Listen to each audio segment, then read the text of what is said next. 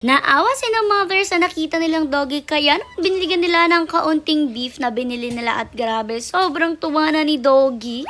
Hello back members! Welcome back to Husky Pack TV Vlogs! Today's video, eto nga po pala yung mga naganap kahapon sa Chinese New Year. Kung hindi nyo nga po alam, kahapon po ang umpisa ng Chinese New Year. Alam nyo naman every year ay sineselebrate din yan ng ating pamilya. Kaya naman ngayong umaga, pagising nga ay heto, umalis na agad sina mother para bumili ng mga lulutuin na tiyahanda. Una na nga silang pumunta dito sa bilihan ng gulay dahil plano nga nilang magluto ngayon ng medyo masarap-sarap at may sabaw. Naalala ko kasi last year yung naihanda lang talaga namin for Chinese New Year ay puro desserts at sweets. Hindi na rin kasi talaga kami nagkaroon noon ng time para maghanda dahil sobrang busy na rin nga. Pero this year kahit sobrang dami pa rin gawain, pinush pa rin nga natin na makapaghanda ng ayos for Chinese New Year. And this year medyo pinaghandaan natin siya kasi wag kayo may pa-fireworks pa tayo. Ay, bongga. Abangan nyo na lang yung pa-fireworks natin na yan. Anyways, after dito sa isang gulayan, lumipat naman na sila para maghanap naman dito ng meat. Medyo marami-rami rin nga ihahanda kasi bibili sila ngayon ng pork, pati na rin ng beef at isda. O, diba sabi ko naman sa inyo, medyo pinaghandaan talaga kasi medyo maraming putahe rin ang lulutuin. Last year kasi si mother lang rin talaga yung naghanda ng pagkain at nag-iisa lang siya. Pero ngayon may katulong na siya, caring-caring naman na nila. Dito nga,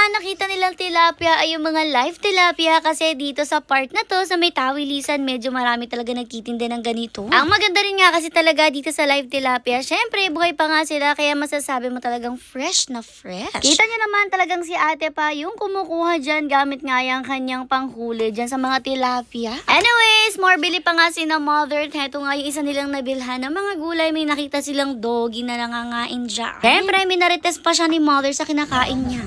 Hi! Masarap yung kinakain mo? Masarap yung kinakain mo dyan?